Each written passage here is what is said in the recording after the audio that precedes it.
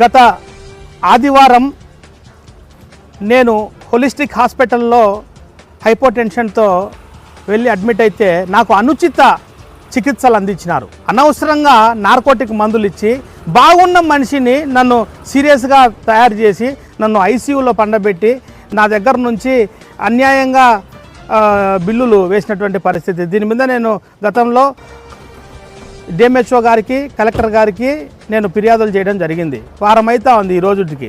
ఇంతవరకు ఎటువంటి స్పందన లేదు. ఈరోజు ఇక్కడ కలెక్టర్ ఆఫీస్లో ఉన్న గ్రైవెన్స్ సెల్కి వస్తే అక్కడ డిఎంహెచ్ఓ గారు ఏమంటున్నారు, నేను కమిటీ వేసినానని చెప్తున్నారు. అందులో ఔషధ నియంత్రణ శాఖ డిపార్ట్మెంట్ నుంచి ఎవరన్నా ఏడీ గారిని కానీ డిఐ గారిని కానీ కమిటీ మెంబర్గా పెట్టినారంటే లేదని చెప్తున్నాడు. మీరు అసలు నా మీద జరిగినటువంటి ప్రయోగమే నార్కోటిక్ మందులు, సైకోట్రోపిక్ సబ్స్టెన్సెస్, తర్వాత వచ్చేసి యాంటీ సైకోటిక్ మందులు, సిఎన్ఎస్ డిప్రెజెంట్స్ అని చెప్పేసి ఎన్ని అనవసరంగా ఏళ్ళ మత్తులోకి జారేలా చేసి మనిషికి పరిస్థితి విషమం చేసి ఐసీయూలో పండబెడితే రోజుకు 15,000 అట్లా ఫీజులు గుంజాలని ఇలా ప్లానింగ్. ఇట్లా అన్యాయం జరుగుతుంది నాయన అని చెప్పి నేను వచ్చి చెబితే వీళ్ళు ఈ కమిటీలో అంతా వాళ్ళకి ఇష్టం వచ్చిన వాళ్ళని వేసుకొని మేము రిపోర్ట్ ఇస్తాం ఈరోజు రేపు అని చెప్తున్నాడు. ఈ విధంగా ఇది పద్ధతి కాదు. ఇది ఇక్కడ నార్కోటిక్ మందులు ఇన్వాల్వ్ అయ్యాయి. ఔషధ నియంత్రణ శాఖ అధికారులు లేకుండా ఏ విధంగా నువ్వు కమిటీ వేస్తావు? అసలు కమిటీ వేసిన విషయమే నాకు చెప్పలా. కలెక్టర్ గారికి ఇచ్చిన ఏం పెద్ద స్పందన ఏం లేదు. ఏ సామాన్యుడికి న్యాయం జరుగుతుంది అంటే ఇటువంటి పరిస్థితుల్లో ఉండదు. కాబట్టి నేను ఒకటే చెప్తున్నా, ఖచ్చితంగా సమగ్ర విచారణ జరపాలా. అన్ని శాఖల అధికారులు, ముఖ్యంగా ఔషధ నియంత్రణ శాఖ, ఈగల్ ఎన్ఫోర్స్మెంట్, పోలీసు శాఖ, ఎందుకంటే వాళ్ళు చట్ట వ్యతిరేక చర్యలు చేశారు. ఇక్కడ పోలీసులను కూడా నువ్వు ఇందులో భాగస్వామ్యం చేయకుండా ఏ రకంగా కమిటీ వేస్తావా? నువ్వు ఓన్లీ డాక్టర్లను పెట్టుకొని మీరు ఒకటైపోతారు రేపు డాక్టర్లు. సో ఇది పద్ధతి కాదు ఇది.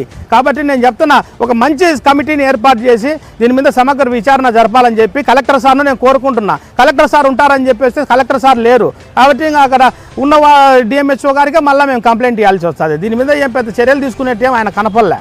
ఇది పరిస్థితి. వీళ్ళ అధికారులు కనుక నా విషయంలో చర్యలు తీసుకోకపోతే నాకు న్యాయస్థానాలు ఉన్నాయి. నేను పోలీసు వారిని ఇదే కోరుకుంటున్నా. వారం అయితే అది నేను ఫిర్యాదు ఇచ్చి నేను సెక్షన్లు కూడా మీకు చెప్పడం జరిగింది. అయ్యా వీళ్ళు చేసిన పలానా చర్య ఇదో ఈ సెక్షన్ వైలేట్ అవుతుంది తండ్రి, దీంట్లో కాగ్నిజబుల్ అఫెన్స్ కూడా ఉంది, నాన్ కాగ్నిజబుల్తో పాటు మీరు కేసు కట్టండి అంటే వారం అయితే అంది. ఈరోజు ఎఫ్ఐఆర్ లేదు, ఏం లేదు. ఇదే మాదిరి పరిస్థితి ఉంటే నేను న్యాయస్థానాన్ని ఆశ్రయిస్తా, అవసరమైతే హైకోర్టుకు పోతా. వీళ్ళు ఏదైనా తప్పుడు రిపోర్టు కనుక ఇచ్చినారంటే ఈ డిఎంహెచ్ఓ గారు వేసిన కమిటీ సభ్యులు ఎవరైతే ఉన్నారో తప్పుడు రిపోర్ట్ ఇచ్చినారంటే ఖచ్చితంగా హైకోర్టును ఆశ్రయిస్తా. వీళ్ళు కూడా ఈ నేరంలో భాగస్వాములు అవుతారని చెప్పి ఈ సందర్భంగా నేను తెలియజేస్తా ఉన్నా.